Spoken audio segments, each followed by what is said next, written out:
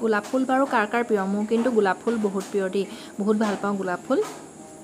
আৰু আমাৰ অকণমানজনী আকৌ গোন্ধি চাইছে গোলাপ ফুল, দেখিছেনে বাৰু। আজি মই এতিয়া বনাবলৈ লৈছোঁ অলপ মোৱা মাছ, মানে এইখিনি এতিয়া পাতত দিম। মোৱা মাছ আনিছিলে আমাৰ এওঁ, অলপ সৰহকৈ আনিছিলে, কিন্তু মই এতিয়া অলপমানহে লৈছোঁ। আৰু সেইখিনিত মই এতিয়া হালধি লৈছোঁ, অলপ এতিয়া নিমখো দি ল'ম মোৱা মাছখিনিত, আৰু অলপ মই ফ্ৰাই কৰিবলৈ কিন্তু থৈ দিছোঁ। আৰু এতিয়া অলপ নিমখ দি ল'লোঁ মোৱা মাছখিনিত, হালধি নিমখ এই দুইটা দি ল'লোঁ।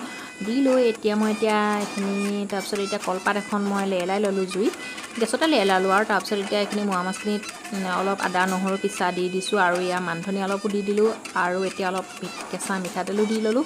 দি লৈ এতিয়া নিমখ হালধি দিয়াই আছে, আৰু এইখিনি এতিয়া মই ভালদৰে সানি লৈছোঁ।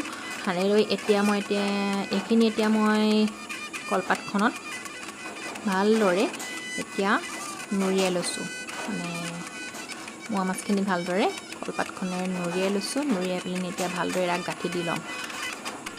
এতিয়া মই ভালদৰে তাক গাঁঠি দি লৈছোঁ, আৰু এতিয়া এইখিনি এতিয়া মই ভাপত দিমগৈ।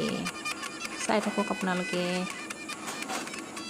ভিডিঅ'টো, আপোনালোকে ভাল পালে মানে লাইক কমেণ্ট কৰিব, তেতিয়া ভাল লাগে। আৰু এতিয়া জুইত মানে মই গেছতে বনাইছোঁ, এতিয়া অলপ পানী দি লৈছোঁ চচটোত, আৰু এনেকুৱা ধৰণে মই এতিয়া এইখিনি দি দিছোঁ, আৰু সাঁফৰখন মাৰি দিছোঁ। আৰু এতিয়া অলপ সময়ৰ পাছতে 15-20 মিনিটমানৰ পাছত 15-20 মিনিটমান পাছত হৈ গ'ল এতিয়া আৰু আমাৰ মোৱা মাছখিনি। আৰু এতিয়া এইখিনি মই এতিয়া নমাই লৈছোঁ, নমাই লৈ পেলাই এতিয়া গাঁঠি খুলি দিছোঁ। কেনেকুৱা হয় চাই লওঁ বাৰু।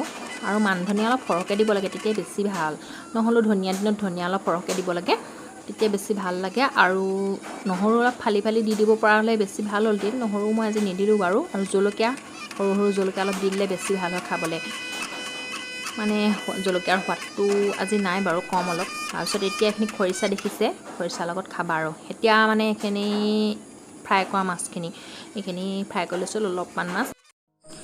আমাৰ গধূলি গোপালজোপা সন্ধিয়া হ'ল বাবে এতিয়া ফুলিছে, আৰু যোৱাবাৰ বেছি আছিল, এইবাৰো আছে অলপমান। আৰু এতিয়া আমাৰ সন্ধিয়াই হৈ গ'ল যিহেতুকে, আৰু এতিয়া সন্ধিয়া চাহ হৈ গ'ল।